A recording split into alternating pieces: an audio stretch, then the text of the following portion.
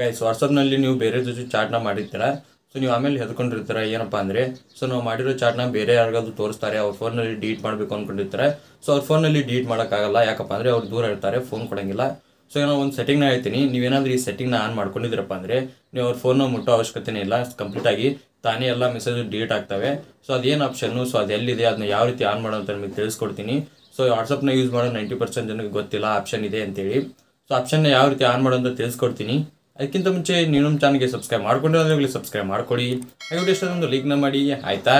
ಬನ್ನಿ ಕೂಡ ಸ್ಟಾರ್ಟ್ ಮಾಡೋಣ ಗೈಸ್. ಅದಕ್ಕಾಗಿ ನೀವು ಮೊದಲು ಏನು ಮಾಡಬೇಕಪ್ಪ ಅಂದರೆ, ನೀವು ವಾಟ್ಸಪ್ನ ಓಪನ್ ಮಾಡ್ಕೋಬೇಕು. ವಾಟ್ಸಪ್ನ ಅಪ್ಡೇಟ್ ಮಾಡ್ಕೊಂಡು ಓಪನ್ನ ಮಾಡ್ಕೊಳ್ಳಿ.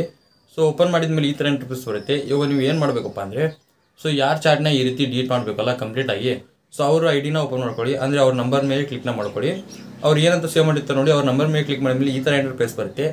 ಮೇಲ್ಗಡೆ ಅವ್ರ ನೇಮ್ ತೋರಿಸ್ತಾ ಇರ್ತಾರೆ ನೋಡಿ, ನೇಮ್ ಮೇಲೆ ಕ್ಲಿಕ್ನ ಮಾಡ್ಕೊಳ್ಳಿ. ನೀವು ಯಾವ ರೀತಿ ಸೇವ್ ಮಾಡಿದ್ದೀರಾ ಆ ನೇಮ್ ಮೇಲೆ.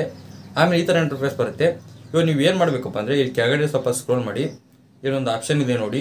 ಏನಪ್ಪ ಆಪ್ಷನ್ ಅಂದರೆ, ಡಿಸ್ಅಪೇರಿಂಗ್ ಮೆಸೇಜಸ್ ಅಂತೇಳಿ ಒಂದು ಆಪ್ಷನ್ ಇದೆ. ಸೊ ಆ ಆಪ್ಷನ್ ಮೇಲೆ ಕ್ಲಿಕ್ನ ಮಾಡ್ಕೊಳ್ಳಿ. ಅದ್ರ ಮೇಲೆ ಕ್ಲಿಕ್ ಮಾಡಿದ ಮೇಲೆ ಅದು ಆಫ್ ಇರುತ್ತೆ. ನೀವು ಏನು ಮಾಡಬೇಕಪ್ಪ ಅಂದರೆ, ಅದನ್ನ ಇಲ್ಲಿ 24 hours ಅಂತ ಒಂದು ಆಪ್ಷನ್ ಕಾಣಿಸ್ತಿದೆ ನೋಡಿ ಫಸ್ಟು, ಅದ್ರ ಮೇಲೆ ಅದು ಸೆಟ್ನ ಮಾಡ್ಕೊಳ್ಳಿ. 24 hours ಅಂದರೆ ನೀವು ಮೆಸೇಜ್ ಮಾಡಿರ್ತೀರ ನೋಡಿ, ಅದು 24 ಗಂಟೆ ಬಿಟ್ಟು ಕಂಪ್ಲೀಟಾಗಿ ರಿಮೂವ್ ಆಗುತ್ತೆ. ನಿಮಗೆ ಬೇಡಪ್ಪ, ನೀವು ಹಾಗೆ ಮೆಸೇಜ್ ಇರಬೇಕು, ನನಗೆ 1 ವೀಕ್ ಆದಮೇಲೆ ಅದು ಡಿಲೀಟ್ ಆಗಬೇಕಪ್ಪ ಅಂದರೆ 7 ಡೇಸ್ನ ಸೆಲೆಕ್ಟ್ ಮಾಡ್ಕೊಳ್ಳಿ. ನಿಮಗೆ 90 ಡೇಸ್ವರೆಗೂ ಅದು ಹಾಗೆ ಇರಬೇಕಪ್ಪ ಅಂದರೆ ನೀವು 90 ಡೇಸ್ನ ಸೆಲೆಕ್ಟ್ ಮಾಡ್ಕೋಬೋದು. ಸೊ ಆಲ್ಮೋಸ್ಟ್ ಅಲ್ಲಿ ಎಲ್ಲರೂ ಫಸ್ಟ್ನೇ ಸೆಲೆಕ್ಟ್ ಮಾಡ್ಕೊಳ್ಳಿ. ಯಾಕಪ್ಪ ಅಂದರೆ ಇವತ್ತು ಮೆಸೇಜ್ ಮಾಡಿದ್ರಪ್ಪ ಅಂದರೆ ನಾಳೆ ಇಷ್ಟೊತ್ತಿಗೆ ಅದು ಕಂಪ್ಲೀಟಾಗಿ ಡಿಲೀಟ್ ಆಗುತ್ತೆ. ಆ ರೀಸನಿಂದ 24 hours ಸೆಲೆಕ್ಟ್ ಮಾಡ್ಕೊಳ್ಳಿ. ಸೆಲೆಕ್ಟ್ ಮಾಡ್ಕೊಂಡು ಬ್ಯಾಕ್ ಬಂದಮೇಲೆ ಇಲ್ಲಿ ನೋಡಿ, ಅವ್ರ ಪ್ರೊಫೈಲ್ ಕಾಣಿಸ್ತಿದೆಯಲ್ಲ, ಅದು ಕೆಳಗಡೆ ಒಂದು ಟೈಮ್ ಅಂದರೆ ವಾಚಿಂದು ಒಂದು ಸಿಂಬಲ್ ಬರ್ತಾ ಇದೆ. ಈ ಸಿಂಬಲ್ ಬರ್ತಾ ಇದೆಯಪ್ಪ ಅಂದರೆ ಇವಾಗ ಅದು ಸೆಟ್ಟಿಂಗ್ ಆನ್ ಆಗಿದೆ ಅಂತ ಅರ್ಥ. ಇಷ್ಟೇ ಸಿಂಪಲ್ ಅದು ಆಪ್ಷನ್ನು. ಸೊ ಈ ರೀತಿ ನೀವು ಎನೇಬಲ್ ಮಾಡಿದ್ರಪ್ಪ ಅಂದರೆ ನೀವು ಮೆಸೇಜ್ ಮಾಡಿರ್ತೀರ ನೋಡಿ, ಅದು 24 ಗಂಟೆ ಬಿಟ್ಟು ಕಂಪ್ಲೀಟಾಗಿ ರಿಮೂವ್ ಆಗುತ್ತೆ. ಸೊ ನಿಮ್ಮ ಫೋನಲ್ಲಿ ರಿಮೂವ್ ಆಗುತ್ತೆ, ಅವ್ರ ಫೋನಲ್ಲಿ ರಿಮೂವ್ ಆಗುತ್ತೆ. ನೀವು ವೀಡಿಯೋಸು, ಫೋಟೋಸು, ವಾಯ್ಸ್ ರೆಕಾರ್ಡು ಏನಾದರೂ ಬಿಟ್ಟಿರ್ತಾರೆ ನೋಡಿ, ಎಲ್ಲ ಕಂಪ್ಲೀಟಾಗಿ ರಿಮೂವ್ ಆಗುತ್ತೆ. ಏನಪ್ಪ ಅಂದರೆ ಇನ್ನೊಂದು ಪ್ರಾಬ್ಲಮ್ಮು, ಸೊ ಮೊದಲು ಮೆಸೇಜ್ ಮಾಡಿರ್ತಾರೆ ನೋಡಿ, ಸೊ ಈ ಆಪ್ಷನ್ ಆನ್ ಮಾಡೋಕ್ಕಿಂತ ಮೊದಲು ಏನು ಮೆಸೇಜ್ ಮಾಡಿರ್ತಾರೆ ನೋಡಿ, ಸೊ ಅದು ಯಾವುದು ಡಿಲೀಟ್ ಆಗಂಗಿಲ್ಲ.